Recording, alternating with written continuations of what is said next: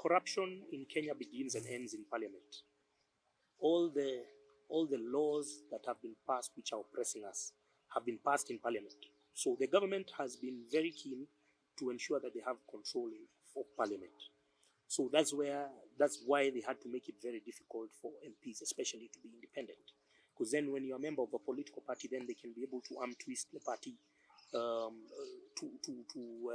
blackmail their candidates and then vote for the government bills, especially the ones which are oppressing us. So members of parliament were required to collect 1,000 signatures. Governors were only required to collect 500 signatures. I mean, you look at some of these laws and then you look at Chebukati and you wonder what is going through his head. But we understand that these particular laws were created or were crafted as an entry barrier for people. So mine, I proceeded. I collected my signatures from the good people of Thika constituency. In fact, it was a learning process, because then I've come to understand that Thika is more multi-ethnic than I, because even most of the people who've signed for me are not even people who are originally from here. They're from very many tribes, and all of them are coming to Thika to look for jobs which are evaporating day by day, all because of the bills which are being passed in parliament by the people that we elect. So we elect people who go and pass something called the VAT bill. The VAT bill causes the increased fuel and electricity prices. They hurt our companies. They undermine our investments. By the people, because we are talking about the VAT bill. The first schedule was passed in August 2013, and the mover of that VAT bill was none other than Alice Wambui Ng'ang'a, elected by the people of Thika. She passed that bill, and that bill is coming to haunt us. Now they are increasing fuel by 10 shillings every month. 10 shillings. And it's your MPs. So you understand that all the corruption begins and ends in parliament. I think you saw a report that MPs were being bribed with 10,000 shillings in the toilets of within the presence of parliament to pass government bills which are oppressing us. Government has never been our friend. I see people watching press conferences of government officials, successful elections, even before the advent of technology. Now, hiding behind technology, they've been able to craft entry barriers for people so that they can pre-rig the elections in advance. So what people will be going to do in Thika, for instance, you'll be going as a formality, because they have already crafted the idea of who they want to be in parliament. They want the most corrupt. It's not by coincidence that it's only the most corrupt people who appear on the ballot. It is premeditated by IEBC. We used to call it independent, but they are now more. We should stop calling it Independent Electoral Boundaries Commission. Let's call it Infiltrated Electoral Boundaries Commission, because they've been infiltrated by vested interests. These are corrupt people. Chebukati has outlived his usefulness. Every time Chebukati opens his mouth, he confirms our worst fears.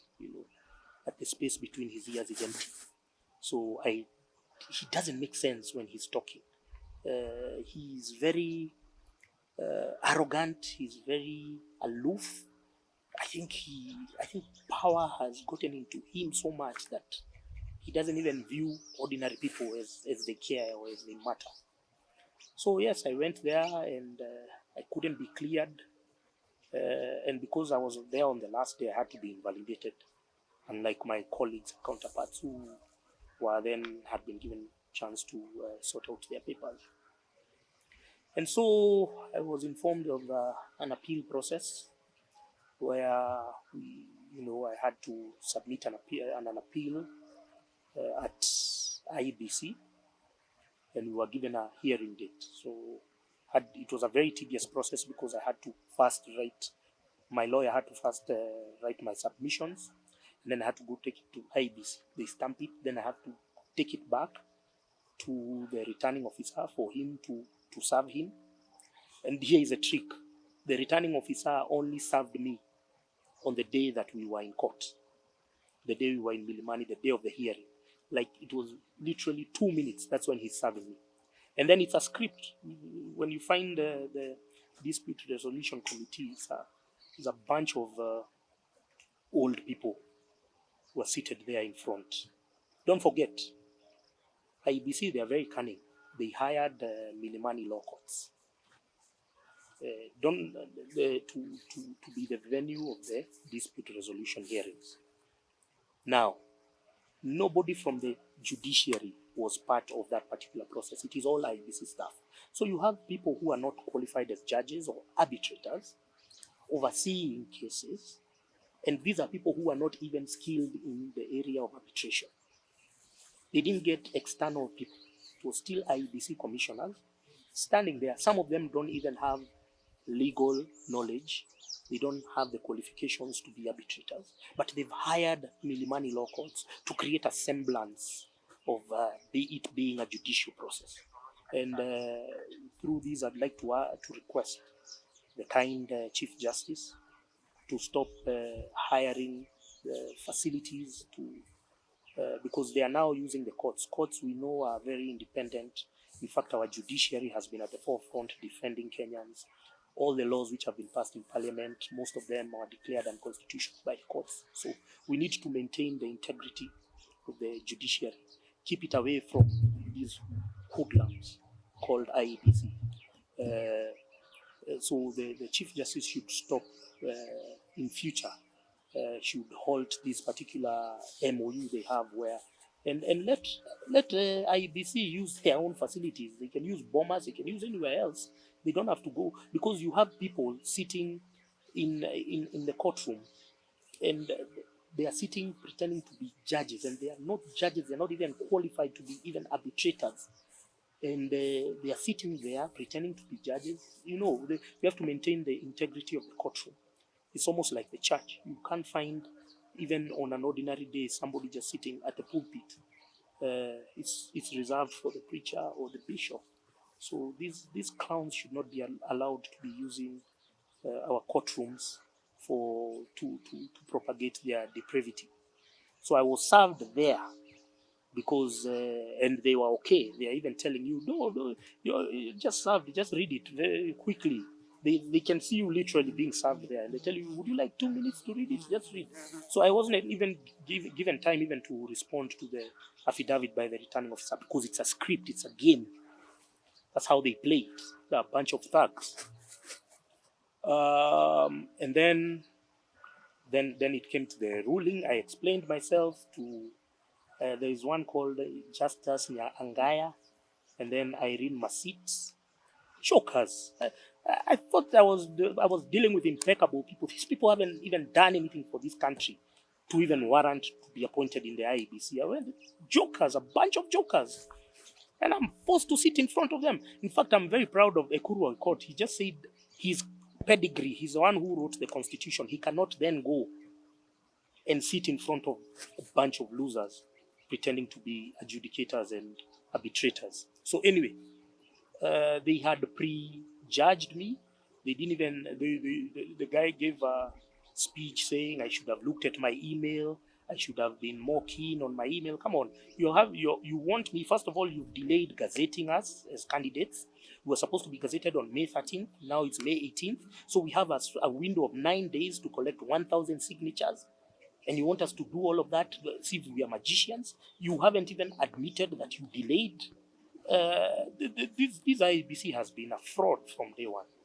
So they said I should have looked at my email, some sketchy reasons, because there was somebody who was cleared there before, and the returning officer, it was a candidate from Kaiti constituency. The returning officer from Kaiti was there, and he said this candidate was not there on time, but they cleared him. So there is some foul play. You don't know whether these people know each other outside that particular room. I don't want to call it court, because court is not the facility. Court is the people, the institutional memory which is inside. And this wasn't a court. This was a kangaroo court. So yeah, and they dismissed my application, my appeal, and so I've been engaging people, of the media. It starts small, but even a big forest fire, it starts with a small spark. So the idea here is to show people that IEBC are incompetent, which is true. We can all see what they are doing. We can all see their delays. Every time they are postponing over petty issues. But as long as people understand that we have a group of people who've usurped their mandate, they are no longer independent, they are infiltrated. As long as people understand that, then we can proceed with the conversation. So I'm just sharing my story. Most of the independent candidates, in Thika, there were 7 independent candidates. Only 2 were cleared. No, only 3 were cleared. The others are a bit not in a position to have this forum and engagement. So I decided, let me share my experience. I hope I inspire other independent candidates who feel aggrieved around the country to speak. This is our constitution. This is our country. We shouldn't be intimidated by people just who are hiding behind commissions which have been constituted with our taxpayers' money. So I'm hoping to inspire other independent candidates to talk, whether you're in Kwale or Kilifi or Kisumu. If you're an independent candidate and you saw the grave affront to our democracy, then it's time to speak out, and let's engage so that after the elections, because I know IBC is going to run into problems. I know they are going to mess up. I know they are gonna screw something up. So after the elections, then people will see, they will be able to connect. And this guy had said something. This guy had said something. This guy had noted about the corruption in IEBC. And then now we can have now a sober conversation. And I told you it will be both sides of the political divide. Yes. You can see the reason why I was invalidated. Over technical issues, nonsensical issues. When you tell me I had a PDF instead of an Excel, this technology did not exist way before Kenya. Kenya was there before Excel was created. So using it as an entry barrier, so that because you want me to do your work, because you want me to write names to make it easier for you, because you're not being able to pay staff to come and verify signatures, because there should be 100 people paid there. But you want me to do your work, and when I don't do your work, now you penalize me. This is unfortunate. The other document I wanted to show you was this is now the documents we were signing signatures at, and they had to get to 1,000. And to be on the safe side, you had to do even more. So you can see all of these are signatures done by good people. So we had met all the qualifications, whatever they wanted. You can see here from 1, you fill it to 1,000. And then you also request for another one for, just to be on the safe side, in case one doesn't meet the criteria. So all of these are new rules and requirements which were passed last minute, which were targeted at independent candidates, maybe presidential candidates. I don't know. It's funny.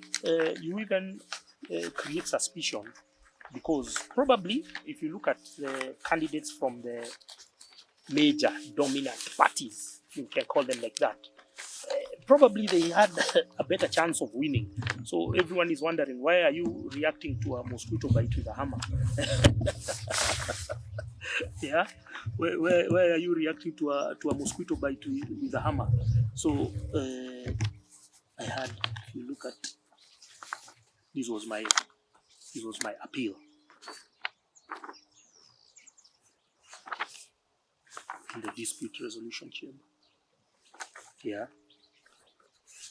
You had to serve them, and now this was where I was serving the returning officer. So it's a very tedious process. Yeah. Very, very cumbersome process, but we still did it nonetheless, because we thought that we are dealing with mature people. but we turned out we are dealing with thugs. These are crooks, people who are pre-stealing the election and hiding behind donors. I see UNDP is funding IBC very much. Most of the seminars are coming from from UNDP funded, and they are hiding behind donors, hiding behind their names, pretending to be people of good conscience. But they are late. They've delayed everything, and just the residents and Kenyans at large have to be very alert to people who are usurping their will and undermining our democracy. In 2010, I was a member of, I was vying as member of parliament with Safina Party. And mostly you find that you are scripted and you have to be told, every media interview has to be about the party. Every campaign material has to have prominent party colors. And if you look even the billboards which are here, you will find they are almost promoting the party leader more than even the candidates themselves. So it's good because you might benefit from media exposure, which they have more resources to execute. But then now when it comes to parliament and being within the voting times, then you have to toe the line, and if you don't toe the line, then the law allows for a political party to recall its member in case you don't toe the line. So the future is independent. The independent movement, I want to see it grow, and there has to be a correction. When we talk about independent, we don't mean the people who failed the nominations in UDA, and then, or you failed the nominations in Jubilee, and then you come now to be independent. Those are what we call political party rejects, who are undermining the spirit of the independent movement. They have nothing new to offer, because I think in Thika, our current MP is independent, outgoing MP, but he had failed the nominations in UDA. But so when he got to parliament, immediately he got to parliament, he reverted back to status quo. He reverted back to factory settings. So he was just voting with government, voting for government bills. The last time I saw him very vocal, supporting BBI and everything. So those are not the independent candidates that we want. Those are not. The independent has to be somebody who is independent in mind, body, soul. Somebody who is not subservient. Somebody who is not going there to look for tenders. Because when you're looking for tenders, when you own machinery, when you're looking for tenders in government, then it becomes you are hamstrung. You can't be able to criticize the same government who you are chasing for jobs. So you need independent people who don't have any vested interests, people who don't have any overlapping interests. That's the spirit of the independent movement. The people, the framers of our constitution, that's what they meant. They didn't mean political party rejects. This particular period, we were joining politics because of the dilapidated state of our town. Things are not going well in our town. It's one of the towns where we can call them burakus, lined up early in the morning to vote for their favorite president. But the results, or what we can say, the benefits have not been commensurate. We are seeing closures of industries. We are seeing rising insecurity. Street lights don't work.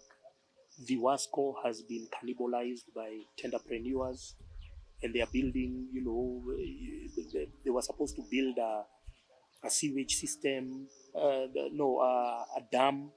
All that money has been pilfered by the Wasco members, and we can see the strain. I was shocked when I went to Makongeni, which used to be a fairly decent middle-class urban settlement.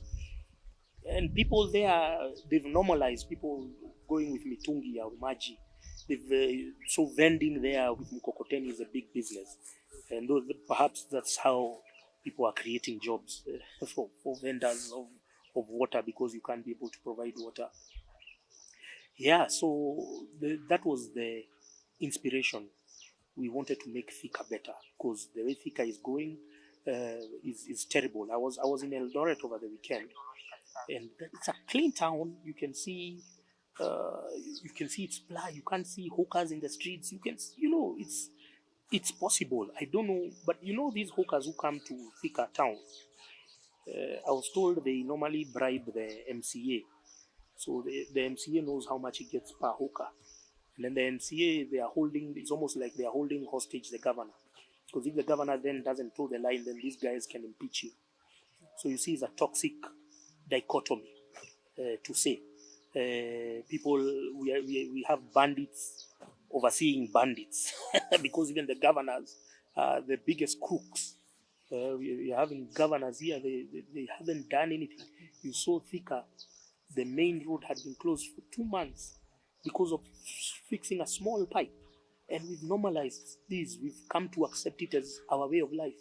But it needs people to stay and stand and say, no, this is wrong. Enough is enough.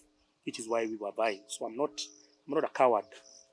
Those people who are saying that I hadn't met, I don't know. Come on, we, especially the young generation, have to be the ones to liberate our town and our country from the vagabonds who are ending up in our ballot papers. And we can't do it by heckling on WhatsApp groups or heckling or yapping in bars. There has to be a system, there has to be a coordinated activism process. We have to take over our lobby groups. We have, like now, the defunct Thika Chamber of Commerce. The guy who is there is old now. Retire, please. You've outlived your usefulness. We need young people in our lobby groups who are making strategic interventions so that we speak on behalf of our town. Let me give some historical context. Every successive government has had an axe to grind with Thika town. From Nairobi, they are able to see how much revenues we are raising or how much our companies are paying taxes. So it started in the 90s. In the 90s, there was a premeditated scheme to kill our textile industries. And we had very many companies, Thika Cloth Mills, United Textile Industries, KTM. KTM also had a very big football team back in the day. And by that year, Parliament then liberalized or passed the law. Most of these laws were used to be snacking with the budget. And they allowed importers to import second-hand clothes, which is Mtumba. I think there's a presidential candidate who mentioned something of the sort. It is the right conversation. I just don't know whether he's going to see it through because Raila has been in government before. I saw Mukisa Kitui saying something of the sort. Mukisa Kitui has been Minister of Trade for 10 years. And he was always yapping about ease of doing business and whatever. If he was Minister of Trade, he should have been dealing with Mitumba back then, not now. Hyping the masses for cheap points. But anyway, so our textile industry has collapsed in one fell swoop because of one law which was passed in Parliament by people we have elected. Secondly, we had tire retreaders in Thika.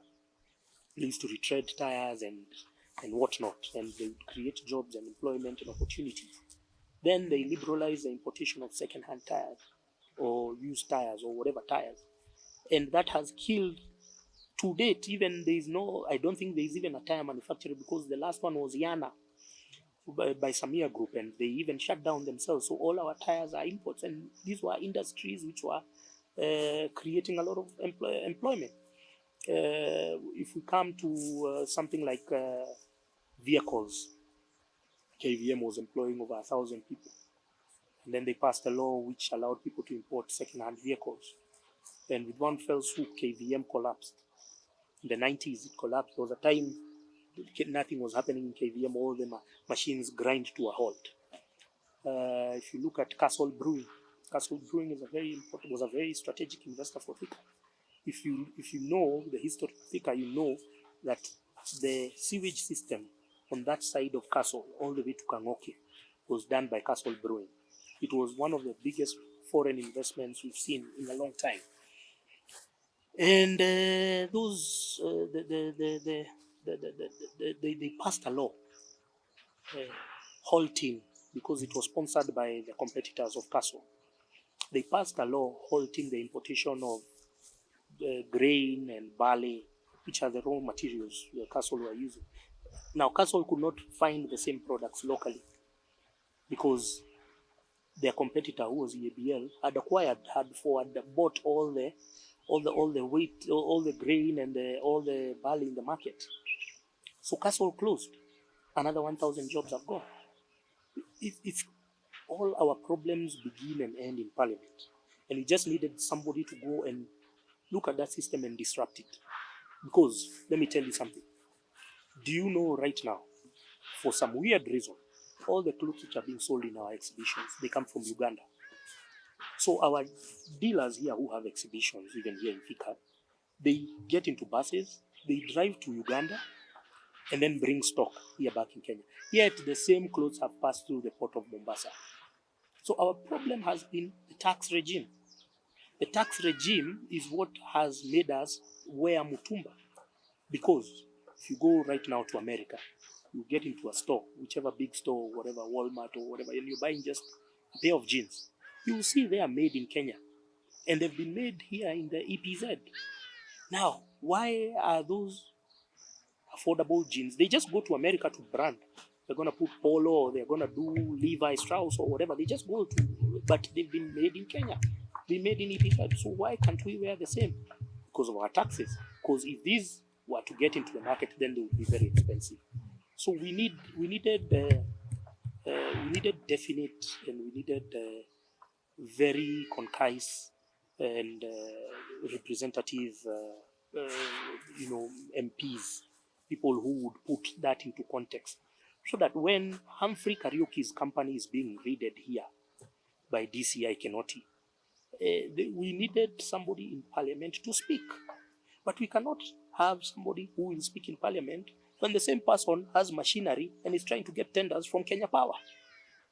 We can't have people who will speak against the escalating price of fuel when we are having an MP, I think it's Dindinyoro, who is one of the largest individual shareholders of Kenya Power.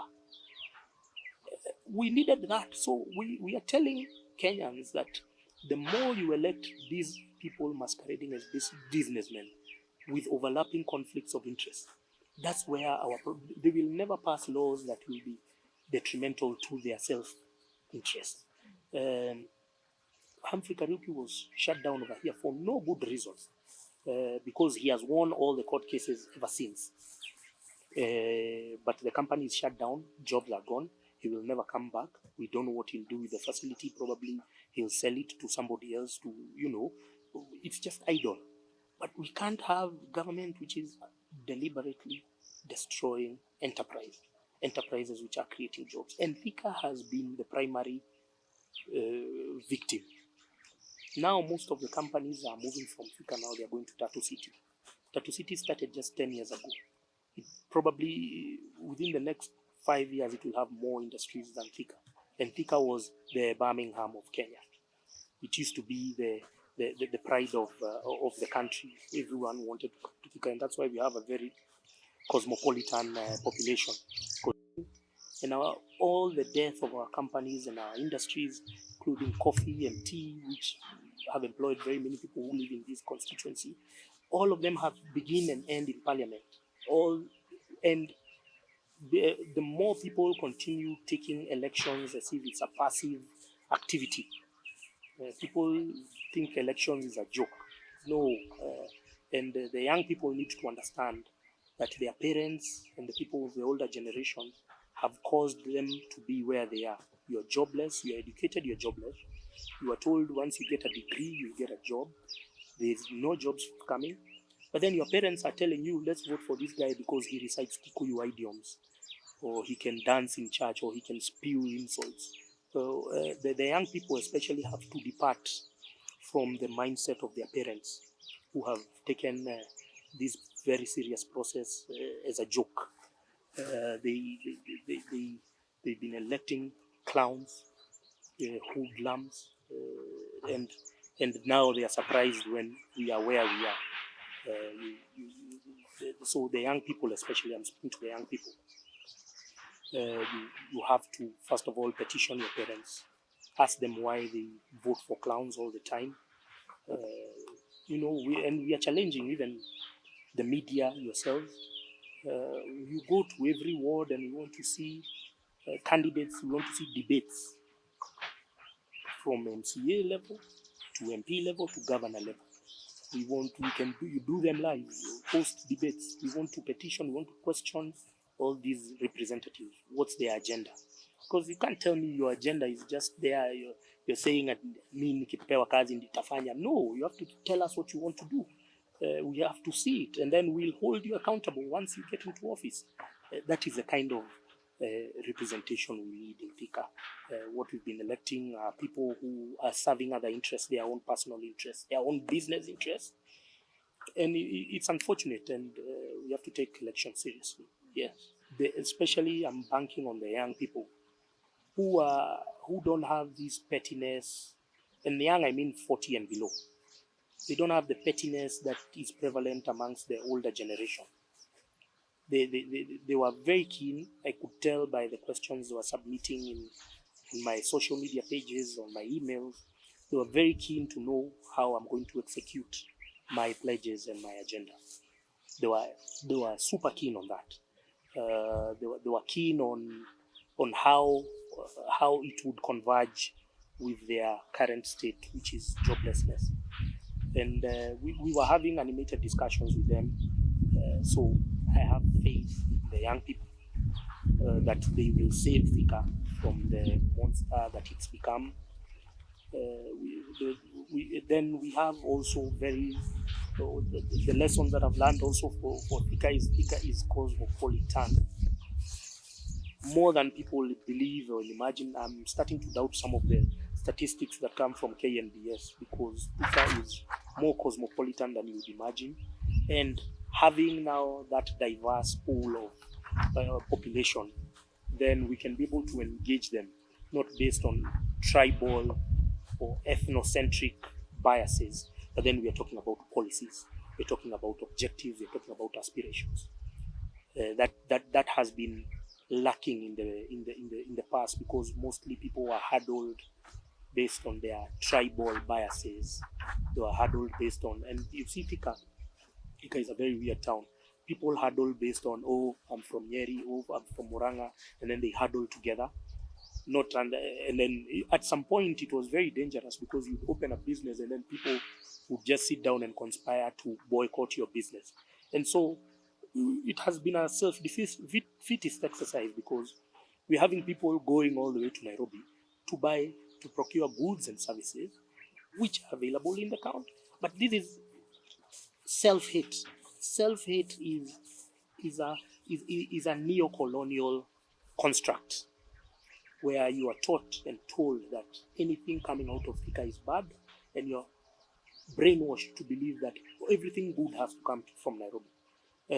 Self-hate has been propagated by people here, who then and now they encourage even the investors who are coming here.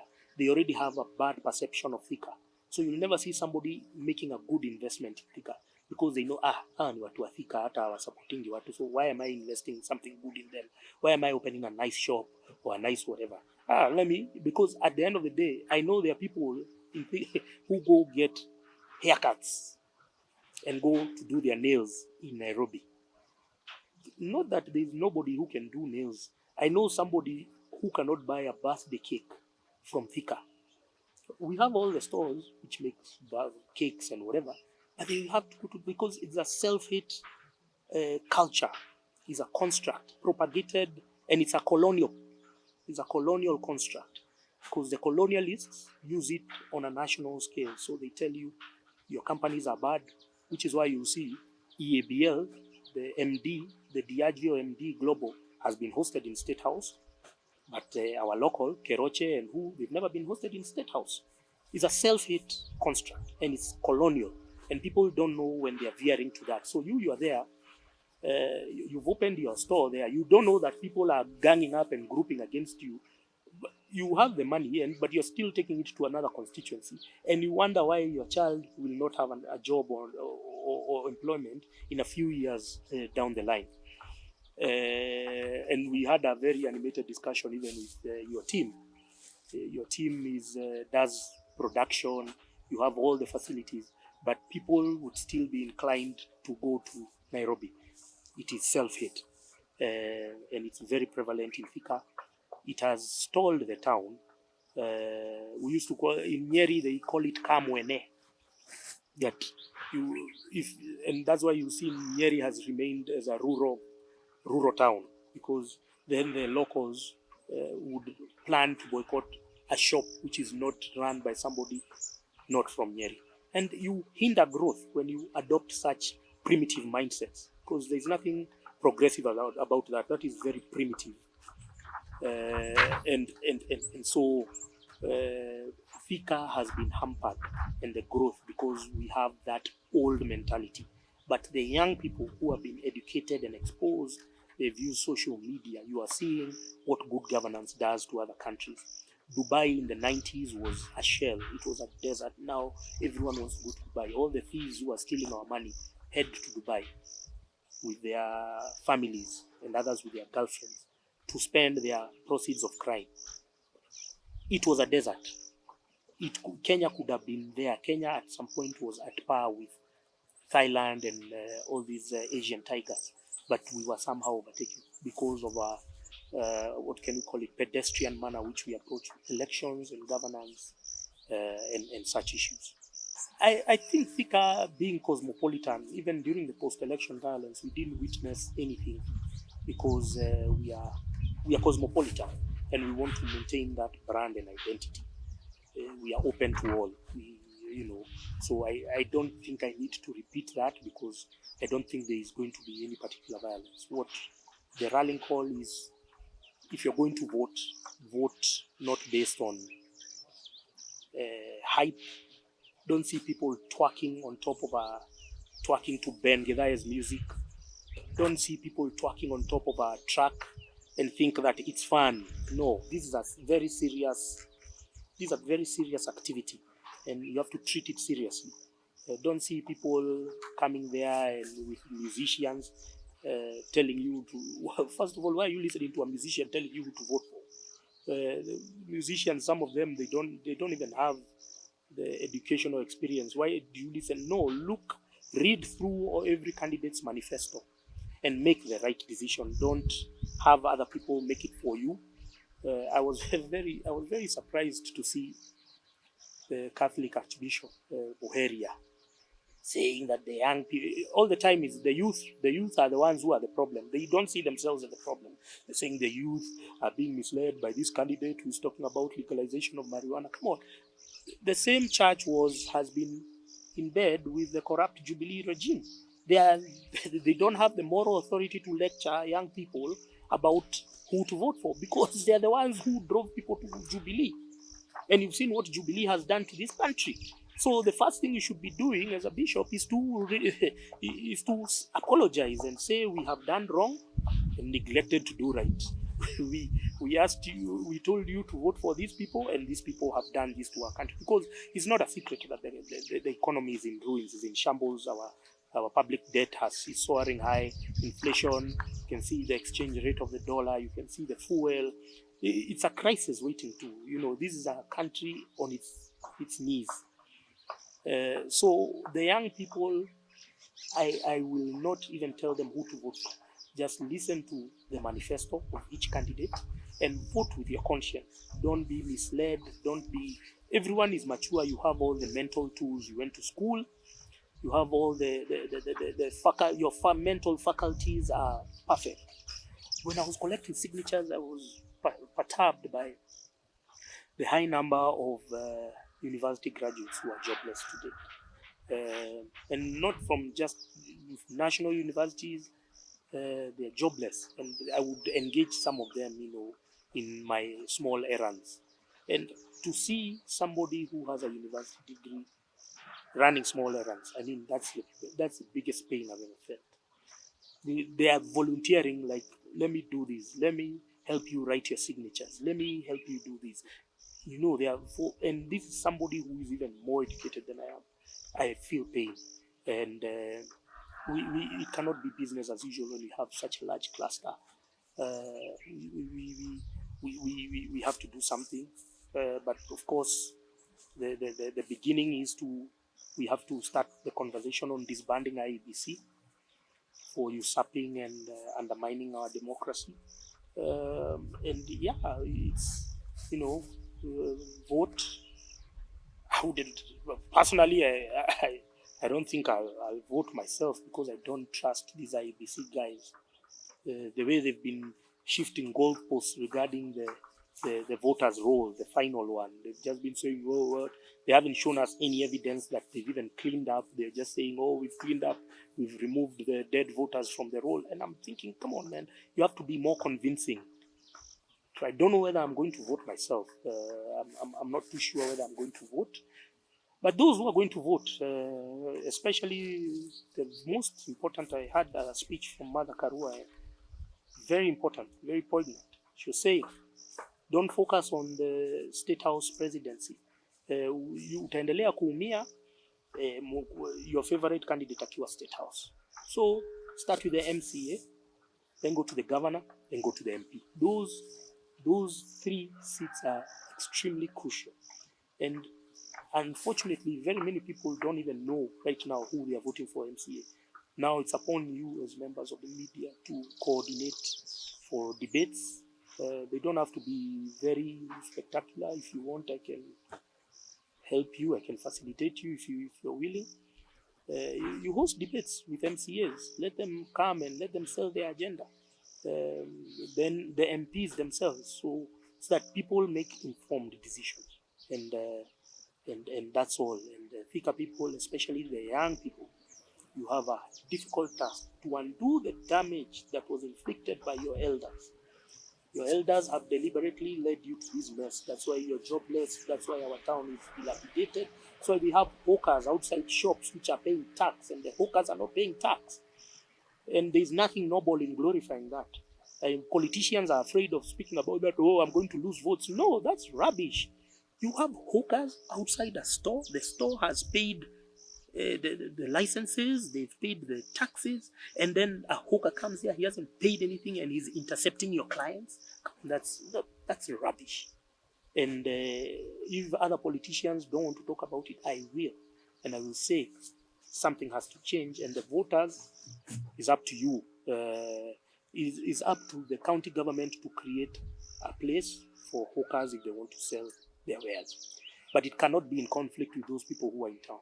They've made now Thika town lose value. Now if you go to Thika, we used to have nice shops, nice supermarkets in town. Now you just exhibitions, because who else can afford? Why would I waste my time, go open a shop in Thika town, and then hawkers just come outside there? I just shut down and go somewhere else, go to another town. So the voters, it's your responsibility, and I am addressing the young voters. It's your responsibility to undo the damage inflicted by your elders. Your elders have been listening to Ben Githai, telling them who to vote for. And Ben Githai has not created jobs for them in return. So the young people, you have a big on your shoulders. You have a great responsibility, and I hope that you rise to the occasion and change the narratives in your WhatsApp groups, in your whatever groups, chamas and whatever. Change the narrative. Start investigating and interrogating every candidate and their agenda. And if you note some inconsistency between what they're saying, then you know that's not the right person. And focus on MCAs, governor, and MP. Those are very important seats. Forget about. Don't be obsessed with the presidency, because chances are, my thinking, chances are, because this country, the debt ceiling, everything is just going offshore. And our country is controlled by foreigners, the ones who have loaned us the money. So chances are there might be a handshake. So you're killing yourself over this candidate or this other candidate, but then there's a handshake. So what will you do? Yeah, you've been there promoting this candidate like if it's a life and death situation, where then boop, handshake. So focus, forget, and don't vote 6 piece. Anyone telling you to vote for 6 piece, That's a clown. Anyone telling you do this, that's a clown. We don't need clowns in our election telling us to vote 6 piece. We have done it. People have done it before. We've seen the how what the damage it has inflicted to our economy. So don't vote 6 piece. Vote for candidates, vet them, interrogate them, and I hope the media will convene debates. I'll be more than happy to even attend them and ask my questions. So the onus is on you. And don't forget, we are starting the conversation to disband IEBC. I think it's a body which has outlived its usefulness, and they are no longer the Independent Electoral and Boundaries Commission. They are the infiltrated Electoral and Boundaries Commission. Yeah, thank you.